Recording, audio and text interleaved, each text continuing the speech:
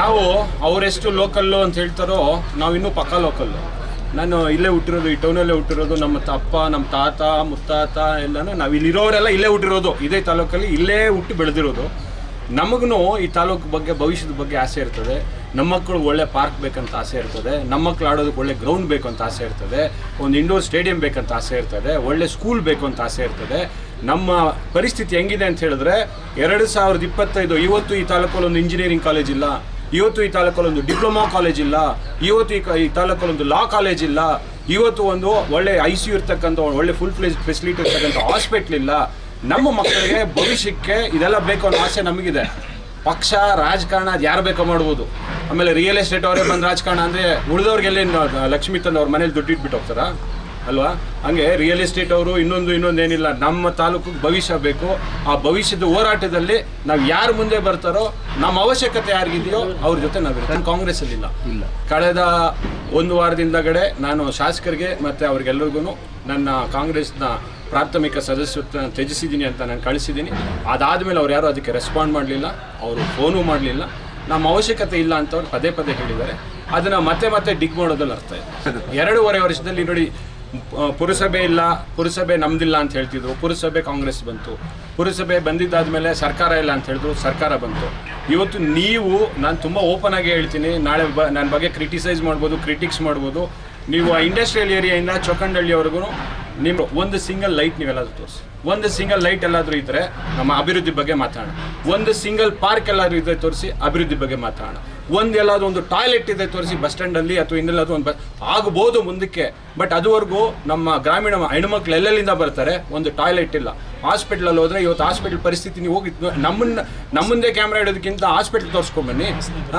ಇವತ್ತು ಆ ಭಾಷೆಯಲ್ಲಿ ಬದುಕೋಕ್ಕಾಗ್ತಿಲ್ಲ. ಯಾಕೆ ನಮ್ಮ ಮಕ್ಕಳಿಗೆ ಒಳ್ಳೆ ರಸ್ತೆ ಬೇಡವಾ? ನಾವು ಗುಂಡಿಗಳಲ್ಲಿ ಬಿದ್ದು ಪ್ರತಿ ದಿವಸ ನೀವು ನೋಡ್ತಿರ್ಬೋದು ಎಷ್ಟು ಅಪಘಾತಗಳಾಗ್ತಿದೆ. ಬದಲಾವಣೆ ಆಗಬೇಕು. ಅದು ಪಕ್ಷಾತೀತ, ಯಾವುದೇ ಪಕ್ಷ ಆಗಿರಲಿ, ಯಾರು ಅಭಿವೃದ್ಧಿ ಬಗ್ಗೆ ಇರ್ತಾರೋ ಅವ್ರ ಪರ ನಿಲ್ತಕ್ಕಂಥ ಚಿಂತನೆ ಮಾಡಿದ್ದೀವಿ. ಇಷ್ಟು ದಿವಸ ಒಂದು ನೆರಳಲ್ಲಿ ಒಂದು ಇದರಲ್ಲಿದ್ವಿ.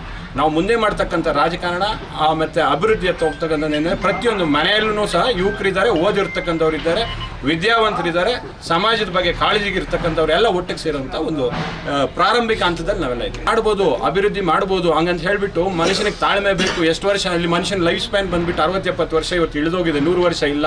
ನೀವು ಇನ್ನೂ ಮುಂದಕ್ಕೆ ಮಾಡ್ತೀನಿ ಅಂತ ಹೇಳಿದ್ರೆ 7 ವರ್ಷದಲ್ಲಿ ಹುಟ್ಟಿರ್ತಕ್ಕಂಥ ಮಗು 4ನೇ ಕ್ಲಾಸ್ಗೆ ಬಂದಿರ್ತದೆ. ನೀವು 7.5 ವರ್ಷ ಅಭಿವೃದ್ಧಿ ಮಾಡ್ತೀನಿ ಅಷ್ಟರಲ್ಲಿ ಹುಟ್ಟಿರೋ ಮಗು 4ನೇ ಕ್ಲಾಸಿಗೆ ಬಂದಿರ್ತದೆ. 4ನೇ ಕ್ಲಾಸಲ್ಲಿ ಇರೋದು SSLC ಪಾಸಾಗಿ ಬೆಂಗಳೂರಿಗೆ ಹೋಗಿರ್ತದೆ. SSLC ಓದ್ತಿರೋದು ಕೆಲಸ ಸಾಫ್ಟ್ವೇರ್ ಇಂಜಿನಿಯರ್ ಆಗಿರ್ತಾರೆ. ಇನ್ಯಾವಾಗ ಅಭಿವೃದ್ಧಿ ಆಗೋದು? ಬಂದ್ಬಿಡಿ ಆಗಿದ್ದಾಗೋಯ್ತು, ಇನ್ಮೇಲೆ ಸರಿ ಇರೋಣ ಅಂತ ಕೇಳಿದ್ರೆ ಏನು ಮಾಡ್ತೀರಾ? ಇಲ್ಲ, ಅದಕ್ಕೆ ಉತ್ತರ ಕೊಡುವಂಥ ಇದು ಇಲ್ಲ. ಬಂದ್ಬಿಡಿ ಆಗಿದ್ದಾಗೋಯ್ತು ಅಂತ. ಆಗಿದ್ದು ಏನಿಲ್ಲ, ಹೋಗಿದ್ದು ಏನಿಲ್ಲ. ಅವ್ರು ತುಂಬ ನೋಡಿ, ಅವರು ಗೌರವಾನ್ವಿತರು, ವಯಸ್ಸಲ್ಲಿ ದೊಡ್ಡವರು, ಅಧಿಕಾರದಲ್ಲಿ ದೊಡ್ಡವರು, ಆರ್ಥಿಕವಾಗಿ ದೊಡ್ಡವರಿದ್ದಾರೆ. ನಾವು ಅವ್ರ ಬಗ್ಗೆ ಮಾತಾಡೋಷ್ಟು ದೊಡ್ಡವರು ಅಲ್ಲ. ಇದು ಇಲ್ಲ. ನಮ್ಮ ಉದ್ದೇಶಗಳೇ ಬೇರೆ ಇದೆ. ನಮ್ಮ ಉದ್ದೇಶ ನಮ್ಮ ಊರು ಕಟ್ಟಬೇಕು, ತಾಲೂಕು ಕಟ್ಟಬೇಕು, ನಮ್ಮ ಸಮಾಜ ನೆಮ್ಮದಿಯಿಂದ ಇರಬೇಕಂತ ನಮ್ಮ ಉದ್ದೇಶಗಳು. ನಾವು ಅವ್ರನ್ನ ಕ್ರಿಟಿಸೈಸು ಮಾಡೋದಿಲ್ಲ. ಅವ್ರು ಸರಿ ತಪ್ಪು, ಅವ್ರು ದೊಡ್ಡವರಿದ್ದಾರೆ, ಅವ್ರ ಬಗ್ಗೆ ನಾವು ಮಾತಾಡ್ಕೊಳ್ಳೋ ಹೋಗೋದು. ಡೆವಲಪ್ಮೆಂಟ್ ಆಗಿಲ್ಲ ಒಂದು. ಎರಡನೇದು, ಮಾಲೂರು ತಾಲೂಕಲ್ಲಿ ನಾವು ಅಂದ್ಕೊಂಡಿದ್ದು ಯಾವುದೋ ಕೆಲಸಗಳಾಗಿಲ್ಲ. ನೀವು ಯಾವುದಾದ್ರೂ ಹೇಳ್ರಿ, ಅಂಥದ್ದೇನಾದ್ರು ಇದ್ರೆ ಹೇಳ್ರಿ. ಅದ್ರ ಜೊತೆಗೆ ನಮ್ಮ ಪರಿಶ್ರಮಕ್ಕೆ ಅವರು ಅವಶ್ಯಕತೆ ಇಲ್ಲ ಅಂತ ಹೇಳಿದ್ಮೇಲೆ 10 ವರ್ಷದಲ್ಲಿ ಇನ್ನೂ ಅದ್ರ ಮೇಲೆ ತಾಳ್ಮೆ ಯಾರಿಗೂ ಇರೋದಕ್ಕೆ. ಸರ್, ಈಗ ಮಂಜುನಾಥ್ ಗೌಡ್ರನ್ನೇ ನಂಬ್ಕೊಂಡು, BJPನೇ ನಂಬ್ಕೊಂಡು ಏನಕ್ಕೆ ಹೋಗಬೇಕು ಅಂತ ಅನಿಸ್ತದೆ ನಿಮಗೆ? ಅಲ್ಲ, ಮಂಜುನಾಥ್ ಗೌಡರು ನಮ್ಮ ಆತ್ಮೀಯ ಸ್ನೇಹಿತರು, ನಮ್ಮ ಜೊತೆ ನಮ್ಮ ತಾಲೂಕಿಗೆ ಶಾಸಕರಾಗಿದ್ದವರು. ನಾವೆಲ್ಲ ಸೇರಿದ್ದೀವಿ. ನಾವು ಅವ್ರ ಜೊತೆನೇ ಹೋಗಬೇಕು ಅಂತ ತೀರ್ಮಾನ ಮಾಡೋದಕ್ಕೆ ನಾವೆಲ್ಲ ಯೋಚನೆ ಮಾಡ್ತೀವಿ. ಯಾಕೆ ಹೋಗಬೇಕು ಅನ್ನೋದು ಎಲ್ರಿಗೂ ಗೊತ್ತಿದೆ. ಯಾಕೆ ಹೋಗಬೇಕು ಅನ್ನೋದು ಹೇಳ್ಬೇಕು, ನೀವು ಹೇಳಿ ಸರ್.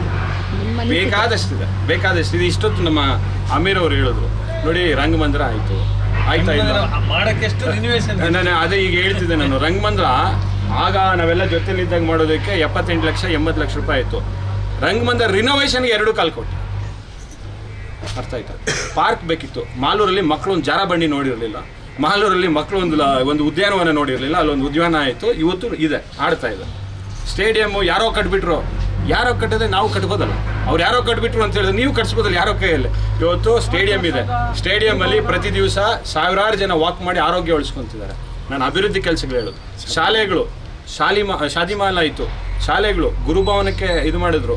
ಅದ್ರ ಜೊತೆಗೆ ನಾವೆಲ್ಲ ಒಟ್ಟಾಗಿ ಸೇರಿ ಇನ್ನೂ ನಮ್ಮ ಕನಸುಗಳು ಜಾಸ್ತಿ ಇದೆ. ಅವ್ರ ಕನಸು ಬೇರೆ ಏನಿದೆಯೋ ಗೊತ್ತಿಲ್ಲ. ನಮ್ಮ ಕನಸುಗಳು ನಿಜವಾದ ಅಭಿವೃದ್ಧಿ ಆಗ್ಬೇಕಂತ.